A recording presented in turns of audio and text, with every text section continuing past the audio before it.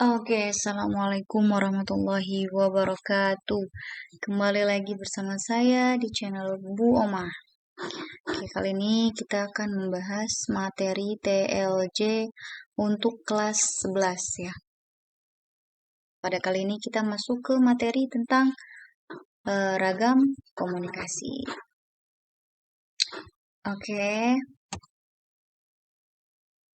Nah, ragam komunikasi ini terbagi menjadi 4 bentuk. Ada komunikasi audio, komunikasi video, komunikasi audio-video, dan komunikasi data. Nah, apa sih komunikasi audio? Nah, ini contohnya ya. Komunikasi audio adalah bentuk komunikasi yang hanya dapat ditangkap oleh alat pendengaran. Artinya dia hanya mengeluarkan suara. Jadi tidak mengeluarkan gambar, ya. Itu disebut komunikasi audio. Selanjutnya komunikasi video. Ini merupakan contoh komunikasi video. Billboard atau big screen yang ada di jalan raya. Nah, pengertian dari komunikasi video adalah bentuk komunikasi yang hanya ditangkap oleh alat penglihatan atau visual. Nah, tadi kalau komunikasi audio itu hanya mengeluarkan suara, jadi hanya bisa ditangkap oleh alat pendengaran. Sedangkan yang dimaksud komunikasi video adalah yang hanya bisa dilihat oleh alat penglihatan, ya. Kemudian komunikasi audio video. Nah, ini contohnya televisi, ya. Jadi televisi itu mengeluarkan suara dan juga mengeluarkan gambar. Nah, pengertiannya adalah bentuk komunikasi yang hanya ditangkap, bukan yang hanya ya ini ya, yang dapat ditangkap oleh alat pendengaran dan penglihatan atau visual. Saya salah ketik ya, sorry ya. Jadi komunikasi audio video itu yang ada suaranya dan juga ada gambarnya.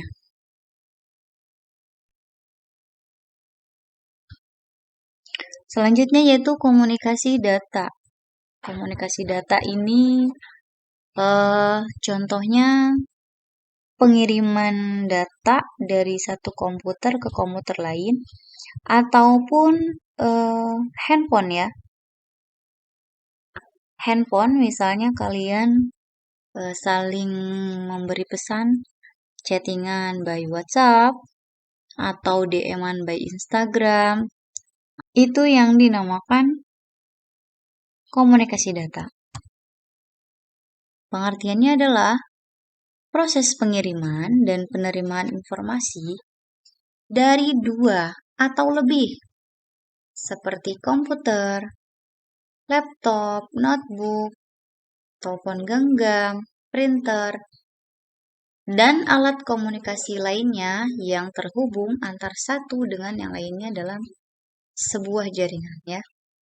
Jadi komunikasi data ini bukan hanya dari laptop ke laptop, bukan hanya dari handphone ke handphone, tetapi juga bisa saja berbagi printer gitu ya, dan alat komunikasi lainnya. Selanjutnya elemen komunikasi data. Nah, jadi komunikasi data itu dapat terjadi setidaknya memenuhi elemen-elemen di bawah ini ya. Yang pertama ada sumber atau source, kemudian ada media transmisi atau transmission media, dan juga ada penerima atau receiver ya. Jadi ketika salah satu elemen dari ketiga ini tidak ada, maka tidak bisa disebut komunikasi data ya. Jadi komunikasi data itu harus memenuhi ketiga elemen ini ya, source, transmission media, dan receiver. Nah, source ini, sumber ini, pengirimnya ya, misalnya dari laptop ya. Nah, transmission media ini media transmisinya misalnya seperti menggunakan internet, atau menggunakan kabel, atau menggunakan Bluetooth misalnya. Dan si receiver ini penerimanya. Atau misalnya yang tadi kan sumber itu misalnya laptop, penerimanya HP boleh, atau dari laptop ke laptop boleh. Atau misalnya dari laptop ke printer misalnya ya. Itu bisa. Jadi intinya komunikasi data itu harus memenuhi ketiga elemen ini. Nah, di sini ada tipe-tipe transmisi. Yang pertama itu ada simplex atau satu arah. Yang kedua ada half duplex atau satu arah tapi bergantian. Nah, yang terakhir itu ada full duplex atau dua arah bersamaan. Contoh dari satu arah itu seperti menonton televisi. Nah, saat kita menonton televisi, televisi itu hanya berdiam, artinya tidak bisa memberikan jawaban langsung terhadap apa yang kita mau begitu ya. Ataupun misalnya ada orang memberi pengumuman di musola, di masjid, atau memberi pengumuman di sebuah pidato atau ceramah gitu ya. Itu yang disebut komunikasi satu arah begitu ya. Jadi kita tidak bisa saling ada feedback gitu ya, tidak bisa langsung bertukar informasi. Jadi hanya satu arah saja. Sedangkan contoh dari satu arah bergantian itu seperti talkie-walkie ya, handphonenya para polisi yang harus bergantian ya, cek suara ya.